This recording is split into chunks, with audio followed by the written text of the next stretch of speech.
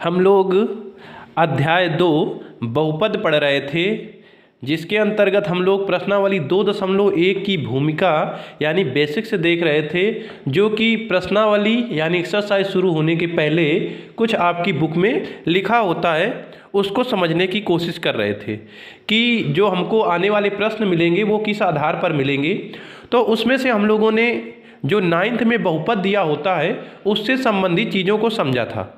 ठीक है, वैसे हम लोगों ने बहुपद पढ़ना शुरू कर दिया हुआ था 8th से, या कह सकते हैं हम लोग 7th से, 7वीं क्लास से शुरू कर देते हैं, जिसका नाम बीजीय व्यंजक नाम से होता है। बीजीय व्यंजक 7 में आप उससे परिचित होते हैं, 8 में उसको पढ़ते हैं और 9 में जाके बहुपद नाम से हम लोग चीज़ों को पढ़ते हैं। तो हम लोगों ने बहुपद को सामान्यतः 4 भागों में बांटकर देखा हुआ था। जो पहला भाग था हम लोगों का वो था चरों के आधार पर बहुपद बांटा था हमने, संख्याओं के आधार पर बांटा था। तीसरा हम लोगों ने बांटा हुआ था बहुपद को पदों के आधार पर। चौथा बांटा हुआ था घातों के आधार पर। ठीक है, तो ये कोई ऐसा डिवीजन नहीं है कि अगर जो आपसे पूछे कि बहुपद को कितने भागों में बांटा गया है तो आप कह दें 4 भागों में बांटा गया और आपका उत्तर सही हो जाए। ये हम लोगों को टॉपिक के समझने का एक तरीका है कि हम लोग उसको कितने तरीके से बांट सकते हैं ना। कोई टेंस तो है नहीं कि टेंस के 3 प्रकार होते हैं, प्रेजेंट, पास्ट, फ्यूचर, बिल्कुल फिक्स है। जब भी अगर जो आपसे पूछेगा ऑब्जेक्टिव में कि टेंस के कितने प्रकार होते हैं, आप 3 में टिक मारेंगे कि हाँ 3 प्रकार होते हैं। ठीक है, तो ऐसा कुछ नहीं है। हम लोग इसको समझ विकसित करने के लिए, बहुपद के विषय में समझ विकसित करने के लिए पढ़ रहे थे। तो हम लोगों ने 9th से रिलेट करके कुछ उठाया हुआ था। अब हम लोग आज से जो बहुत ही इंपॉर्टेंट रहेगा, आज का जो भी हम लोग पढ़ेंगे 10th क्लास से पूरा का पूरा रिलेटेड है। तो देखते हैं। तो जो आपका 10th क्लास में बहुपद लिखा हुआ है, तो बहुपद को उसने बताया है कि बहुपद क्या होता है कि कोई अगर जो P ऑफ x बराबर an x की power n plus an minus 1 x की power n minus 1 plus an minus 2 x की power n minus 2 plus dot dot dot plus a1x plus a0 प्रकार के फलन जहाँ a0 a1 a2 a3 dot dot an वास्तविक संख्याएं हैं, जहाँ an is not equal to 0 यानी an 0 के बराबर नहीं है, और n एक ऋणेतर पूर्णांक है। ऋणेतर का मतलब क्या है कि वो ऋणात्मक नहीं है। ऋणेतर यानी ऋण को छोड़कर, 0 हो सकता है, धन हो सकता है, लेकिन ऋण का नहीं है। ऋणेतर पूर्णांक है। वास्तविक संख्याओं पर चर यक्ष में बहुपद कहलाता है। कहने का मतलब क्या हुआ कि px बराबर an x की पावर n, ये इस तरीके से दिया हुआ है कि प्रकार का फलन जहाँ पर क्या है कि a0 a1 a2 a3 an वास्तविक संख्याएं हैं और हमारा an is not equal to 0 है और n एक ऋणेतर पूर्णांक है, तो वास्तविक संख्याओं पर चर यक्ष में बहुपद कहलाएगा। ये हमारी जो दी हुई चीज़ें हैं वो क्या कहलाएंगी, वास्तविक संख्याओं पर चर यक्ष में, यानी वेरिएबल यहाँ पर क्या दिया हुआ है, हमारा चर यक्ष दिया हुआ है। ये परिभाषा आपको थोड़ी सी ऊपर से जा रही होगी, उतना ठीक से समझ नहीं आएगी, लेकिन फिर भी इसको समझने की कोशिश करते हैं। दूसरे तरीके से आपको कहीं कहीं पर मिल जाता है कि बहुपद हमारा an प्लस आपका a1x, ठीक है, यहाँ पर 0 कर लेंगे, a0 a1x plus a2 x square plus a3x cube dot dot dot an x की पावर n के रूप का होता है। तो ये भी हमारा सही है, इसमें भी कोई दिक्कत नहीं है। ठीक है, अब इसमें उदाहरण समझते हैं। उदाहरण क्या हो सकते हैं बहुपद के, मान लीजिए आपका 4x स्क्वायर लिखा हुआ है, 4x स्क्वायर प्लस का 7x प्लस का 8, ये अगर जो दिया हुआ है तो ये देखिए किस रूप का है कि नहीं, a की पावर n x की पावर n, यानी यहाँ पर कुछ भी संख्या दी हुई है उसकी घात लगी हुई है, फिर घटते हुए क्रम में है, घटते हुए क्रम में हो या बढ़ते हुए क्रम में हो, आगे हम लोग उसको समझेंगे कैसे क्रम बदल सकता है।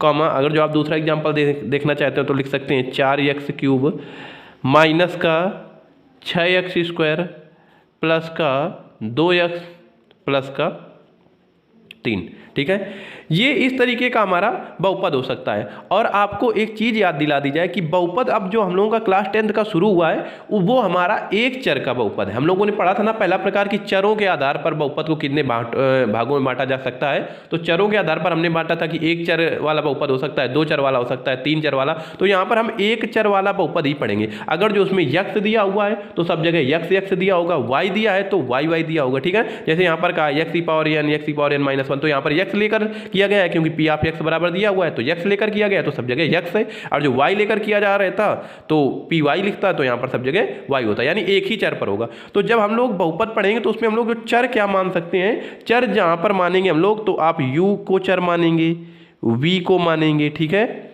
डब्लू को मानेंगे, ठीक है, और यक्स को मान सकते हैं चर, वाई चर हो सकता है आपका, जेड चर हो सकता है।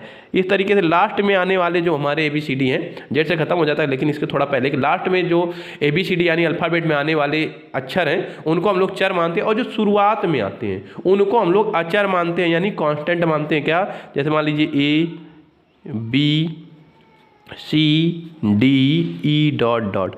अब आप कह देंगे ये तो कोई बात नहीं हुई, वेरिएबल तो ये भी होते हैं, वेरिएबल ये भी होते हैं, A, B, C, D ये वेरिएबल का ही काम करते हैं। लेकिन जब हम लोग बहुपद पढ़ेंगे तो वहाँ पर आपने एक चीज़ देखी होगी कि लिखा होता है AX² plus BX plus C। तो ये एक यहाँ पर क्या प्रदर्शित करता है, संख्या को, B क्या प्रदर्शित करता है, संख्या को, C क्या प्रदर्शित करता है, संख्या को, है ना। तो यहाँ पर कांस्टेंट के लिए हम लोग ABCD E का यूज करेंगे, और यहाँ पर X Y Z A और इसके बाद U V कुछ भी आएगा तो उसको हम लोग वेरिएबल मानेंगे। इसलिए हम लोग इस चीज़ को समझते हैं कि जो यहाँ चर होगा वो होगा UVWXYZ के फॉर्म में, और जो अचर हम लोग प्रयोग करेंगे तो उनको ABCD E मानकर प्रयोग करेंगे। अब बहुपद को जानने के बाद हम लोग जानेंगे कि बहुपद का मानक रूप क्या होता है, यानी स्टैंडर्ड फॉर्म ऑफ पॉलिनोमियल, है ना। उससे हमको कोई लेना देना नहीं इंग्लिश से, लेकिन फिर भी बहुपद का मानक रूप कहता है, देखिए, प्रायः बहुपद को चर की बढ़ती घातों आरोही क्रम या चर की घटती घातों यानी अवरोही क्रम में लिखते हैं। इसी रूप को बहुपद का मानक रूप कहते हैं। अब आपको एक चीज़ समझा दें, क्या होता है, जैसे मान लीजिए आपने लिखा, इसी में से समझाते हैं, 5x³ प्लस का आपने लिखा 6x² प्लस का आपने लिखा 2x प्लस 5। तो भाई ये कैसा क्रम है, ये हमारा घातों का घटता क्रम है। कैसा क्रम है, घातों का घटता क्रम है, यानी अवरोही क्रम है ना। तो घातों के घटते क्रम में लिख दीजिए, अवरोही क्रम में, है ना, या फिर घातों के बढ़ते क्रम में लिख दीजिए। तो हम इसी को उल्टा करके लिख दें, 2x प्लस का 6x² प्लस का 5x³। ठीक है भाई। तो आप यह घातों के घटते क्रम में लिखें या घातों के बढ़ते क्रम में, एक निश्चित क्रम में लिखिए। ऐसा नहीं है कि आपने 5 को बीच में घुसेड़ दिया, 2x को पीछे कर दिया ना, एक निश्चित सीक्वेंस होना चाहिए, चाहे आरोही हो चाहे अवरोही हो। तो उसको कहते हैं कि बहुपद ये अपने मानक रूप में लिखा हुआ है, यानी क्रम में लिखा हुआ है। और एग्जाम्पल इधर देख लेते हैं, लिखा है मान लीजिए आपका 3y² प्लस का 4y और प्लस का 6। ठीक है, अब इसी को उल्टा कर देते हैं, 6 प्लस का 4y प्लस का 3y²। ठीक है, चलिए, हाँ, तो ये हमारा बहुपद का मानक रूप हो गया। क्या होता है, बहुपद का मानक रूप होता है, या फिर बहुपद जो लिखा हुआ है वो घातों के अवरोही क्रम में लिखा हो या घातों के आरोही क्रम में, यानी घातों के बढ़ते क्रम में हो या घटते क्रम में। तो इसको कह देंगे कि बहुपद हमारा मानक रूप में लिखा हुआ है। आगे हम लोग जानते हैं कि बहुपद का मान कैसे निकालते हैं। अगर जो कोई बहुपद लिखा हुआ है तो उसके मान क्या हो सकते हैं, किस तरीके से उसको देखते हैं। तो परिभाषा पहले थोड़ी सी देख लेंगे, फिर एग्जाम्पल लेकर समझेंगे। कहते हैं यदि बहुपद P ऑफ x में x के स्थान पर कोई वास्तविक संख्या k प्रतिस्थापित कर दी जाए। देखिए, यदि बहुपद Px में x के स्थान पर कोई वास्तविक संख्या k प्रतिस्थापित कर दी, यानी k डाल दी जाए। x जैसे P ऑफ x बराबर जैसे यही लिखा हुआ है, इसमें x हटा के k डाल दी जाए, यानी k की जगह कोई नंबर हो सकता है 2, 4, 6 कुछ भी, 2 उठा लिया, सब में 2 2 डाल दिया x की जगह में। ठीक है, वैसा कहता है प्रतिस्थापित की जाती है तो वह x बराबर k पर बहुपद का मान कहलाता है। यानी x बराबर जैसे आपने यहाँ 2 डाला होता तो x बराबर 2 पर इस बहुपद का यानी इस P ऑफ x का मान कहलाएगा। ठीक है, जिसे P ऑफ k से प्रदर्शित करते हैं। जैसे एक एग्जांपल यहाँ पर लिखा हुआ देख लेते हैं, P ऑफ x बराबर x² माइनस 3x माइनस 4। तो यहाँ पर अगर जो आपने P ऑफ 0 डाला, क्या डाला, P ऑफ 0, यानी x की जगह में क्या डाला 0, तो उसको कह देंगे आप P ऑफ 0। तो यहाँ पर 0 हो जाएगा भाई, माइनस का 3 गुणे 0 और ये माइनस का 4। भाई 0 का स्क्वायर लगाने कोई मतलब है नहीं, तो ये हो जाएगा, ये भी 0 हो जाएगा, तो आपका आ जाएगा माइनस का 4। भाई ये 0 ये 0। अगर जो आपने डाला P ऑफ 1, क्या डाला, P ऑफ 1 डाला आपने। ठीक है, अगर जो 1 डाले रहेंगे तो क्या हो जाएगा, ये 1 का स्क्वायर माइनस का 3 गुणे 1 और माइनस का 4 बराबर क्या हो जाएगा, तो 1 माइनस का 3 और ये माइनस का 4। ठीक है भाई, तो ये कितना आ जाएगा, 4 3 7 माइनस का 7, एक में से माइनस का 7 यानी माइनस का 6, माइनस का 6 भाई। ये समझ आई बात। अगर जो आप पी आप -1 डाल दें, पी आप -1 है ना, तो ये -1 पर बहुपद का मान हो जाएगा, यानी पी आप यक्स का -1 पर मान हो जाएगा। पी आप -1 बराबर इसमें रख देंगे तो ये -1 का स्क्वायर हो जाएगा आपका, -1 का स्क्वायर, माइनस का 3 गुणे माइनस का 1 और ये माइनस का 4 बराबर क्या हो जाएगा, ये आ जाएगा आप -1 का स्क्वायर 1 और माइनस माइनस प्लस का 3 एकम 3 और ये माइनस का आपका 4 यानी ये 4 और 3 1 ये 4 तो बराबर हो गया आपका 0। ठीक है, बराबर हो गया आपका 0। ठीक है, तो कहीं कहीं पर कोई यानी ऐसी भी संख्या हो सकती है या कोई ऐसा भी मान हो सकता है जो यक्स के स्थान पर रखने पर आपको वैल्यू पूरे बहुपद की 0 दे दे। तो इस चीज़ का भी ध्यान रखेंगे। परिभाषा एक बार फिर से देखते हैं। यदि बहुपद पी आप यक्स में यक्स के स्थान पर कोई वास्तविक संख्या के प्रतिस्थापित की जाती है तो वह यक्स बराबर के पर बहुपद का मान कहलाता है, जिसे पी आप के से प्रदर्शित करते हैं। यहाँ आपने देख लिया होगा, भाई यक्स के स्थान पर 0 रख दिया तो पी आप 0 हो गया। जैसे यहाँ पर क्या कह रहा है, पी आप के से प्रदर्शित करते हैं तो 1 रखेंगे तो पी आप 1 से, -1 रखेंगे तो पी आप -1, तो ये बहुपद का मान हो सकता है। अब उसमें यक्स की जगह पर आप कोई भी ले सकते हैं मान। आपसे कह देगा यक्स बराबर 1 पर लिखिए तो पी आप 1 हो जाएगा, यक्स बराबर 2 पर तो पी आप 2 हो जाएगा। ठीक है, अब आगे देखते हैं। बहुपद के मान के बाद अब बारी आती है बहुपद के शून्य पढ़ने की। तो देखिए क्या लिखा हुआ है, यक्स के वे सभी मान जिन्हें पी आप के में रखने पर बहुपद का मान शून्य हो जाता है। यानी क्या कहता है, यक्स के वे सभी मान जिन्हें पी आप यक्स में रखने पर बहुपद का मान शून्य हो जाता है। यानी जो यक्स दिया होगा उसके स्थान पर ऐसा मान रखिए जिससे पूरे बहुपद का मान शून्य हो जाए। ठीक है, तो वही कहता है मान शून्य हो जाता है वे बहुपद के शून्य कहलाते हैं। ठीक है, यक्स के वे सभी मान जिन्हें पी आप यक्स में रखने पर बहुपद का मान शून्य हो जाता है वे बहुपद के शून्य कहलाते हैं। एग्जाम्पल हम लोग लेते हैं, हम लोगों ने जैसे पीछे लिया हुआ था क्या पिछले वाले में है ना, तो उसी को ले लेंगे। तो यक्स स्क्वायर माइनस का 3x और ये माइनस का 4 हम लोगों ने लिया हुआ था, है ना।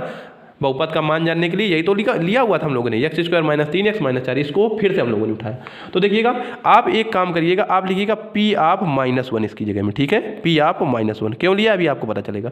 तो जब -1 रखेंगे तो ये क्या हो जाएगा, आपका हो जाएगा -1 का स्क्वायर, बोलिए भाई -1 का स्क्वायर माइनस का 3 गुणते माइनस का 1 और ये माइनस का 4, तो ये आपका क्या हो जाएगा, -1 का अगर जो आप वर्ग करेंगे तो क्या हो जाएगा, क्या 1 हो जाएगा, बिल्कुल 1 हो जाएगा आपका वर्ग। तो इसको लिखेंगे 1 माइनस माइनस माइनस प्लस का 3 एकम 3 और ये माइनस का 4 वही वाला, तो ये हो जाएगा आपका मान कितना हो गया इसका, 4 से 3 1 4 कैंसिल आउट, ये 0 हो गया। ठीक है, अब आप एक काम करिएगा, पी आप 4 लीजिएगा यहाँ पर, पी आप 4, अभी रीजन बताते हैं क्यों लेते हैं। तो 4 का स्क्वायर करेंगे आप लोग, कितने का, 4 का स्क्वायर -3 गुणे 4 और ये माइनस का 4, तो बराबर देखिएगा क्या हो जाएगा आपका, 4 चौके 16, 4 चौके 16 माइनस का 4 तिहाई 12 माइनस का 4। अब देखिएगा 12 4 16 माइनस का और ये प्लस का 16 कैंसिल आउट, ये आ गया आपका 0। ठीक है, तो आप देख रहे हैं कि जब हमने पी आप -1 रखा है इसमें तब इसका मान 0 मिला, बहुपद का मान 0 मिला। पी आप 4 रखा यानी x बराबर 4 रखा तब आपको बहुपद का मान क्या मिला, 0। तो कहने का मतलब ये है कि यक्स के वे मान जिन्हें पी आप यक्स में रखने पर बहुपद का मान शून्य हो जाए वे बहुपद के शून्य कहलाते हैं। यानी बहुपद के शून्य यहाँ से क्या मिले, एक यक्स बराबर -1 बहुपद का शून्य हो गया, एक यक्स बराबर 4 बहुपद का शून्य हो गया, तो हमारे 2 शून्य मिले। उसी चीज़ को हम लोग यहाँ पर लिखेंगे कि अतः पी आप यक्स लिख देते हैं भाई, अतः एक सेकेंड लिखेंगे, अतः पी आप यक्स बराबर क्या था हमारा था यक्स स्क्वायर माइनस का 3x माइनस का 4, यही तो था भाई, है ना, कि 2 शून्यक के 2 शून्यक क्या क्या हैं, क्या क्या शून्यक मिले भाई यहाँ से, कि 2 शून्यक देखेंगे यहाँ पर -1 पर 0 हुआ है तो -1 और 4 हैं, -1 और क्या हैं, 4 हैं। ठीक है भाई, इस तरीके से ये हो गया। नोट में एक पॉइंट लिखेंगे हम लोग, क्या लिखेंगे, इसको याद रखेंगे क्योंकि ये आगे काम देगा हम लोगों को। लिखेंगे कोई बहुपद, कोई बहुपद जितनी घात का होता है, जितनी घात का होता है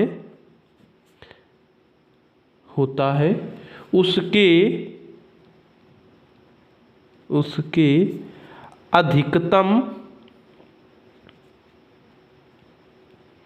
अधिकतम उतने ही शून्यक प्राप्त हो सकते हैं। ठीक है, मतलब क्या हुआ इसका कि अगर जो कोई बहुपद अधिकतम 2 घात वाला है, बहुपद की घात हम लोगों ने देखी थी कि अगर जो उसकी घात अधिकतम 2 है, घातों के आधार पर भाई हम लोगों ने बहुपद को बांटा था ना कि अधिकतम घात 1 है ना, तो क्या कहलाएंगे, रैखिक बहुपद कहलाएगा, 2 है द्विघात बहुपद कहलाएगा, है ना। तो किसी बहुपद की जितनी अधिकतम घात होगी, यानी जितनी सबसे अधिक उसकी घात लगी होगी, उसके अधिकतम उतने ही शून्यक मिल सकते हैं। यदि द्विघात है तो उसके अधिकतम 2 शून्यक मिल सकते हैं, 1 भी हो सकता है। क्यों? क्योंकि शून्यक रिपीट हो सकते हैं। कैसे रिपीट हो सकते हैं? जैसे देखिएगा, मान लीजिए आपका लिखा हुआ है, जल्दी से देख लेते हैं, x-1 का होल स्क्वायर लिखा है भाई। तो जब इसको तोड़ोगे, कुछ भी बराबर लिखा 0, तो एक गुणनखंड होगा x-1, एक होगा दूसरा भी x-1 बराबर 0। तो यहाँ से एक बराबर x बराबर 1, दूसरा x बराबर भी 1, तो ये तो रिपीट हो गए ना। तो x बराबर 1 रखने पर भी आपको तो आपका काम चलेगा कि x बराबर 1 बहुपद का शून्यक है। ये थोड़ा लिखेंगे कि आप x बराबर 1 और x बराबर 1 बहुपद का शून्यक है, इस तरीके से नहीं लिखेंगे। तो यहाँ पर एक ही शून्यक मिला है ना, एक अंक मिला, मतलब घात 2 है अधिकतम, लेकिन शून्यक हमको एक ही मिला। तो वही कहने का मतलब है कि अधिकतम उतने ही शून्यक हो सकते हैं। यही अगर जो इस तरीके से लिखा होता x² + 2x + 3, तो इसके गुणनखंड करते तो 2 शून्यक हमको मिलते, है ना। लेकिन तो इसलिए कहते हैं कि जितनी अधिक घात होगी उतने अधिकतम शून्यक हो सकते हैं, बाकी होने को कम भी हो सकते हैं। हो सकता है कोई भी शून्यक ना मिले, इस तरीके का भी हो सकता है ना। तो अब हम लोग आगे देखते हैं। अब हम लोग पढ़ेंगे रैखिक बहुपद के शून्यक, रैखिक बहुपद के शून्यक, है ना। अब हम लोग रैखिक बहुपद की पढ़ेंगे, फिर द्विघात की पढ़ेंगे, फिर त्रिघात की। ठीक है, तो क्या है रैखिक बहुपद के शून्यक? तो इसमें क्या होता है, यक्ष का ऐसा मान जो रैखिक बहुपद में रखने पर उसका मान शून्य कर देता है। कोई भी रैखिक बहुपद दिया है, मान लीजिए आपका रैखिक बहुपद इस तरीके से दिया हुआ है 2x + 4 या कुछ भी दिया हुआ है ना, बराबर बहुपद है भाई, तो बराबर शून्य के नहीं होगा, है ना। तो इस तरीके से होगा। शून्य के बराबर कब होगा? जब रैखिक समीकरण कहेंगे। समीकरण होता है शून्य के बराबर, बहुपद को जरूरी नहीं है कि वो शून्य के बराबर हो, है ना। बाद में शून्यक प्राप्त करने के लिए लिखते हैं, शून्यकों के लिए बस उसको बराबर कर देते हैं 0 के। ठीक है, 2x + 4 इस तरीके से दिया हुआ है हमारा। ठीक है, तो इसके शून्यक क्या होंगे? तो ऐसा मान जो इसमें रखने पर, इस बहुपद में रखने पर इसका पूरे का मान 0 कर दे तो रैखिक बहुपद का शून्यक होगा। जैसे कि शून्यक साधारण शून्यक होता है, जैसे ऊपर हम लोगों ने देखा, वैसे रैखिक बहुपद का शून्यक मतलब रैखिक बहुपद का मान जो शून्य कर दे। कोई रैखिक बहुपद दिया होगा तो उसका जो शून्यक है तो उसको रैखिक बहुपद का शून्यक कह देंगे, है कि नहीं। द्विघात बहुपद दिया हुआ है, उसके कोई शून्यक है तो कह देंगे ये द्विघात बहुपद के शून्यक है, इस तरीके से। तो क्या कहता है, रैखिक बहुपद के शून्यक, यक्ष का ऐसा मान जो रैखिक बहुपद में रखने पर उसका मान शून्य कर देता है। जैसे मान लीजिए आपने उठाया कोई p ऑफ x, एक वैल्यू कोई उठा लेते हैं, फिर उसको करके देखते हैं 4x -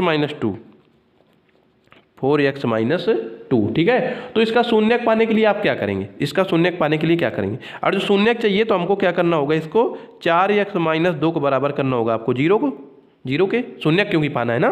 तो आपका ये हो जाएगा 4x बराबर हो जाएगा आपका 2, 4x बराबर 2।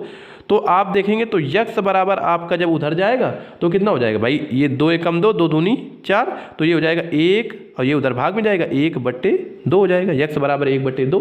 तो ये भाई जो x बराबर 1/2 हमारा आ गया है, देखिएगा ये x बराबर 1/2 आ गया है, इसको यदि आप इस रैखिक बहुपद में रखेंगे इसमें, तो इसका मान हमारा शून्य कर देगा। देखते हैं करता है कि नहीं। तो देख लीजिएगा, रखिएगा p ऑफ हम लोग रखते हैं 1/2, है ना, बराबर। तो देखिएगा क्या होगा, 4 × 1/2 - 2, तो 2 दूनी 4, तो बराबर 2 - 2, और ये बराबर क्या हो गया 0, है ना। तो यहाँ से इस तरीके से हमने शून्यक निकाला। तो आपको समझ आ गई होंगी चीज़ें।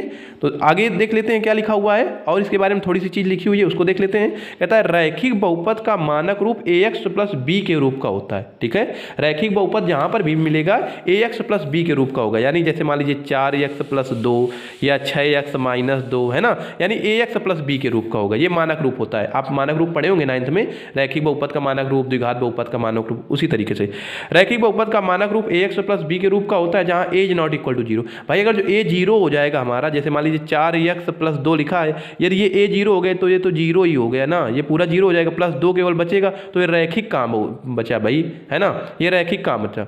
ये तो शून्य घात वाला बहुपद हो जाएगा, क्योंकि 2 कुछ नहीं है तो x⁻0 लिख सकते हैं इसमें, है ना, तो ये शून्य घात वाला हमारा बहुपद हो जाएगा। बात समझ रहे हैं आप लोग। तो इसलिए ये शून्य घात वाला बहुपद हो जाएगा। तो इसलिए क्या है कि जो यक्ष के गुणांक में होगा, यानी अगर जो हम लोग ax + b कह रहे हैं, तो जो यक्ष का गुणांक है वो क्या है, a है, तो a हमारा 0 नहीं होना चाहिए, a हमारा क्या नहीं होना चाहिए, 0 नहीं होना चाहिए। बात समझ आई आपको, ठीक है। तो वही लिखा हुआ है कि रैखिक बहुपद का मानक रूप ax + b के रूप का होता है जहाँ a ≠ 0। तो इस तरीके से अगर जो शून्य चाहिए आपको, तो ax + b = 0 कर देंगे, तो ax = -b हो जाएगा, तो x ये बटे में चला जाए, तो x = -b/a। हिंदी भाषा में आप कहें तो b क्या था, अचर पद था, कांस्टेंट था, तो लिखेंगे b क्या है, ऋण है, पहले से लग चुका है यहाँ भाई, तो ऋण b क्या है, अचर पद है हमारा, ऋण अचर पद यानी माइनस अचर पद, बटे में क्या है, a क्या है हमारा, यक्ष का गुणांक था, तो हम लोगों ने लिख दिया बटे यक्ष का गुणांक। जैसे द्विघात में पढ़े होंगे आप लोग, थोड़ा बहुत तो पढ़े ही होंगे। चलिए भाई, अब हम लोग देखेंगे अगली हेडिंग जो आपकी पढ़ी होगी, जब आप बुक खोलेंगे 2.1 के पहले एक्सरसाइज की, तो वहाँ पर पढ़ी होगी रैखिक बहुपद के शून्यक का ज्यामितीय निरूपण। ठीक है, तो ये बहुत कम जगह चीज़ें बताई जाती हैं, तो इसको देख लेते हैं कि आखिरकार ये कहता क्या है, क्योंकि समय का अभाव होता है तो सीधे लोग एक्सरसाइज पे आते हैं, इन चीज़ों को ध्यान नहीं देते हैं। तो हम लोग देखते हैं रैखिक बहुपद के शून्यक का ज्यामितीय निरूपण, यानी कोई रैखिक बहुपद है, यानी ax + b के रूप का। अभी आपने जाना कि रैखिक बहुपद ax + b के रूप का होता है, उस रूप का है, तो उसका ज्यामितीय निरूपण क्या होगा। अगर जिसको ज्यामिति में बनाए हम लोग, प्लेन में ड्रॉ करें उसको, तो किस तरीके से आएगा, तो देखते हैं। आप कोई मान लीजिए माना रैखिक बहुपद p ऑफ x = 4x - 2 है, p ऑफ x = 4x - 2 मानिए, या फिर इसी को हम लोग लिख सकते हैं, और अथवा y = 4x - 2। भाई p ऑफ x बार बार लिखने से अच्छा हमने y = 4x - 2 मान लिया। ठीक है, अब एक काम करेंगे हम लोग कि इसमें वैल्यू प्लॉट करेंगे। वैल्यू प्लॉट करेंगे मतलब वैल्यू डालेंगे, कुछ ना कुछ वैल्यू डाल के देखेंगे कि क्या डालने पर हमको यहाँ से क्या प्राप्त हो रहा है, क्या डालने पर क्या मिल रहा है। तो सबसे पहले इसमें यही लिखा हुआ है भाई, यक्ष में डालें कुछ ना कुछ, तो y = 4x - 2, यानी y का मान मिल जाएगा। यदि यक्ष चीज़ में कुछ डालेंगे तो पूरे बहुपद का मान मिल जाएगा, पूरे यानी y का मान मिल जाएगा आपको। तो अगर जो आपने 2 डाला, यहाँ पर आपने क्या डाला, 2 नहीं, आप 0 से शुरू करिए। कहाँ से शुरू करेंगे हम लोग, 0 से। तो अगर जो आपने 0 डाला हुआ है, तो 0 डाला हुआ है, तो देखिएगा क्या मिलेगा। अब इधर देखेंगे, 0 डाला आपने इसकी जगह में, तो 4 × 0 - 2 बराबर क्या मिला आपको, -2। यहाँ पर आपको मिला -2। अब जल्दी से अगर जो आप 1 डालेंगे, देखते हैं 1 डालेंगे, 4 × 4, 4 में से 2 घटेगा, तो आपका आ जाएगा 2, आपका आ जाएगा 2। यदि आप -1 डालेंगे, देखते हैं यहाँ पे -1, तो 4 × -1 -2, तो 4 × 4 -4 -2 -6 आ गया। आपने क्या डाला हुआ था, -1, तो आपको आया यहाँ पर -6। अब देखिए, अगर जो आप अब यहाँ पर 2 डालिए, क्या डालिए, 2, तो यहाँ पर 2 डालेंगे, तो 4 दूनी 8 में से 2 घटेगा 6, तो आप 2 डालेंगे तो यहाँ पर आ जाएगा 6 प्लस का। ठीक है, अब देखिए, अब एक चीज़ डालिए, हमको इसको शून्य करके एक बार देखना है कि कहाँ पर शून्य होगा। ठीक है, देखते हैं, डाल के देखते हैं। तो क्या डालेंगे, अगर जो इसकी जगह में हम 1/2 डाल दें, कि यक्ष की जगह 1/2, तो 2 दूनी 4 हो जाए रहेगा। भाई अगर जो आप 4 × 1/2 - 2 लिखा हुआ है, ये तो लिखा हुआ है फॉर्म, तो यक्ष की जगह में 1/2 डाला आपने, तो 2 दूनी 4, तो 2 - 2, तो इसका मान क्या हो गया, 0। तो इसीलिए हम लोग डाल के देख रहे थे कि ऐसा कोई मान डालें जिससे पूरे बहुपद का मान 0 हो जाए। तो 1/2 डाला, तो आपने इसको क्या मिला, यहाँ पर 0 मिला, आपको क्या मिला, 0 मिला। ठीक है, समझते हुए चलेंगे। अब आगे हमको डालने की आवश्यकता नहीं, एक खाना बना बचा है, चाहे तो कुछ डाल सकते हैं, लेकिन आवश्यकता नहीं है, यहीं तक काफ़ी हो गया इतना। अब देखिए, जो पॉइंट हम लोगों ने यहाँ पर डाले हुए हैं उनको ग्राफ में प्लॉट करते हैं जल्दी से, तेजी से। तो 0 - 2, 0 कहाँ होगा, x अक्ष पे, और -2, यानी भाई 0 x अक्ष पे तो कहीं जाना नहीं, 0 मतलब कहीं नहीं जाना आगे, तो -2, तो आपको एक पॉइंट मिलेगा यहाँ पर, ये आपको मिलेगा 0, देख दे रहे हैं, ये आपका हो गया 0, बाद में लिखते हैं। ठीक है, अभी देख लेते हैं। अब क्या है कि अब दूसरा पॉइंट है 1, 2, 1, 2, यानी 1 x अक्ष पे और फिर वाई अक्ष पे 2, यानी एक भाई एक एक्स अक्ष पे, वाई अक्ष पे 2। देखिए पहले थोड़े थोड़े पॉइंट आपको रखे दिख रहे होंगे ताकि हमारा लाइन टेढ़ी ना हो, इसलिए हम लोगों ने पहले थोड़ा सा रखा हुआ ताकि सीधी लाइन खींच पाए हम लोग, ठीक है। अब देखिएगा -1 कॉमा -6, -1 कहाँ है आपका, देखिएगा -1 आपको मिलेगा एक्स अक्ष पे इधर -1 और 6, -1 और 6, ठीक है, -1 और -6 यानी -6 आपको मिलेगा नीचे, देख पा रहे हैं आप, यहाँ पर आया आपका -6, -1 यानी यहाँ और 6 में सीध में यहाँ, इस तरीके से। तो ये पॉइंट कहाँ आएगा आपका, यहाँ पर आएगा, ठीक है। पॉइंट मतलब क्या होता है, जहाँ पर कहे एक्स अक्ष उसके ऐसे नीचे उतर आए हम लोग ऐसे इस तरीके से, तो -1 के नीचे, और -6 कहता है वाई में, तो वाई के सामने जहाँ पर दोनों लाइन इस तरीके से एक दूसरे को काट दें, वही पॉइंट हमारा होता है। अगला देखते हैं तेजी के साथ 2,6, तो ये तो भाई ऊपर रहेगा पॉइंट हमारा 2,6, तो 2 एक्स अक्ष पे और 6 कहाँ है ये, तो इसको इस तरीके से ऊपर खींचेंगे और इससे इधर को जाएंगे, तो ये कहाँ इंटरसेक्ट करेगा पॉइंट, दोनों लाइन यहाँ पे, तो ये हमारा हो जाएगा 2,6। अब देखिए 1/2 यानी आधा, 0, ये भाई 0,0 होता है, लिख दिया जाए इसको 0, केवल लिख देते हैं 0 लिख देते हैं, ठीक है 0, ठीक है। अब क्या है कि 0 और 1 के बीच में 1/2 कहीं मिलेगा, यानी यहाँ पर कहीं 1/2 हो रहा होगा हमारा, यहाँ पर कहीं, ठीक है, यहाँ पर कहीं 1/2, और वाई अक्ष पर 0 यानी वाई अक्ष पर कहीं चलना नहीं, एक्स पर आप कितना चले, आधा, यानी 1/2, वाई अक्ष पर ऊपर नीचे कहीं नहीं जाना क्योंकि वाई अक्ष वाला हमारा है 0, ठीक है। इतनी बात समझ में आ गई, तो आप लोगों ने पॉइंट रख लिए, ठीक है। अब इनको देखिएगा, ये सभी एक सीध रेखा में पड़ेंगे, देखते हैं। अगर जो स्केल रख के अगर जो हम इन लाइनों को खींचेंगे तो देखेंगे ये आपका, देखिएगा ये इस तरीके से, और नीचे आपको विजिबल हो रहा है क्या, ये देखिएगा ये आपका 6 वाला पॉइंट है, ठीक है, ये 6 वाला पॉइंट आपका है इस तरीके से। तो अब आपको सारा कुछ तीनों पॉइंट शायद दिख रहे होंगे, ठीक है। तो ये आपके इस तरीके से आपके 1 2 3 1 मिनट 1 2 3 4 5 पाँचों पॉइंट है। तो आप लोगों ने अगर जो इसको रख के अगर जो इस तरीके से खींचा ना, तो आपको एक सीधी रेखा मिलेगी, क्या मिलेगी, सीधी रेखा। इससे पता चलता है कि हमारा जो ax + b फॉर्म का यानी जो रैखिक बहुपद होता है वो हमारा एक सरल रेखा होता है। रैखिक बहुपद हमारा क्या होता है, एक सरल, जो रैखिक बहुपद होता है वो एक सरल रेखा को निरूपित करता है। अब जल्दी से हम लोग पॉइंट लिख देते हैं क्योंकि ऐसा इस तरीके से अच्छा नहीं लग रहा था, पॉइंट लिखना जरूरी है, ठीक है। तो सबसे पहला पॉइंट आप लोगों ने खोजा था 0,-2, लिख देते हैं जल्दी से, 0,-2 ये हमारा पॉइंट था, ठीक है। दूसरा था 1,2, ये हमारा था 1,2, ठीक है। आगे हमारा कौन सा था, -1,-6, ये नीचे है, -1,-6, ठीक है भाई, इस तरीके से। आगे अब क्या था हमारा, अब था हमारा पॉइंट 2,6, ये हमारा है 2,6, और ये हमारा क्या है, एक, इस तरीके से लिखते हैं यहाँ पर भाई, तीर का निशान लगा, 1/2,0, ये कौन सा पॉइंट है हमारा, 1/2,0, ठीक है। इतनी बात समझ में आई आपको। तो यहाँ से पता चला कि ax + b के रूप का यानी रैखिक बहुपद जो भी होगा वो एक सरल रेखा को निरूपित करेगा, ठीक है। चलिए, तो हम लोगों ने रेखा का नाम डाल दिया हुआ है, y = 4x - 2, ये रेखा y = 4x - 2 या px = 4x - 2 है, लिखेंगे। यहाँ से स्पष्ट होता है, बस थोड़ा सा बचा हुआ है 2 मिनट का, यहाँ से स्पष्ट होता है कि रैखिक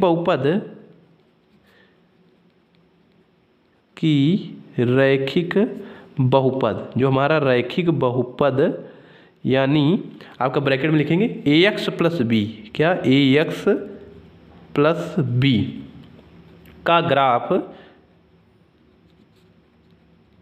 ग्राफ एक सरल रेखा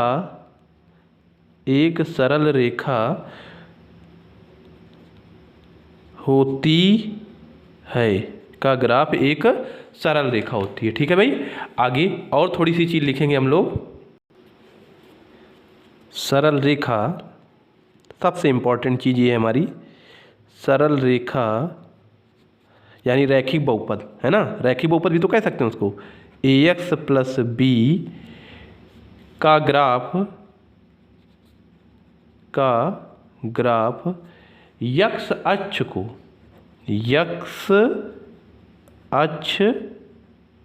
को अधिकतम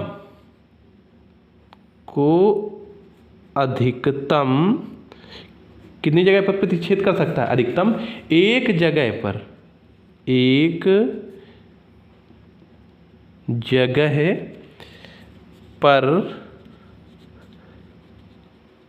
प्रतिच्छेद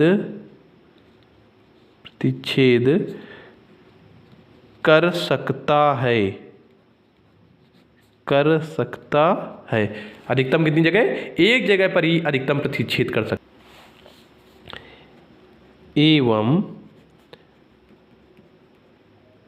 रैखिक बहुपद का अधिकतम कितने शून्यक हो सकते हैं भाई? अधिकतम एक शून्यक हो सकता है। एक शून्यक हो सकता है, ठीक है। अधिकतम रैखिक बहुपद के कितने शून्यक हो सकते हैं? एक ही शून्यक हो सकता है, ठीक है, जो यक्स बराबर -b/a होगा। देखिए चीज़ें बहुत बड़ी हो गई, लेकिन स्पष्ट रूप से हम लोगों ने समझा कि जो रैखिक बहुपद होता है उसका ग्राफ एक सरल रेखा क्यों होता है। अब इस चीज़ को समझ लेते हैं 1 मिनट का समय देकर कि रैखिक बहुपद का अधिकतम एक शून्यक क्यों हो सकता है, ठीक है। पीछे आप लोगों ने पढ़ा था कि जितनी अधिकतम घात होगी रैखिक कोई भी बहुपद दिया है उसकी अधिकतम जितनी घात होगी, अगर जो 2 घात है तो उसकी अधिकतम 2 शून्यक मिलेंगी, अधिकतम 1 घात है तो उसका अधिकतम 1 शून्यक मिलेगा। तो ये देखिएगा रैखिक बहुपद है तो अधिकतम एक ही घात तो है, तो अधिकतम कितने शून्यक मिल सकते हैं? एक ही शून्यक मिल सकता है। और एक चीज़ का याद रखेंगे कि कोई ग्राफ जितनी जगह x अक्ष को काटेगा उसके उतने ही शून्यक होंगे। तो ये वाला जो ग्राफ हमने लिया है 4x - 2, ये एक जगह पर केवल x अक्ष को काट रहा है या प्रतिच्छेद कर रहा है, इसलिए इसका एक ही शून्यक होगा, जो क्या है 1/2, क्योंकि 1/2 रखने पर हमारा मान शून्य हो जा रहा है। वो यहां से भी पता चला।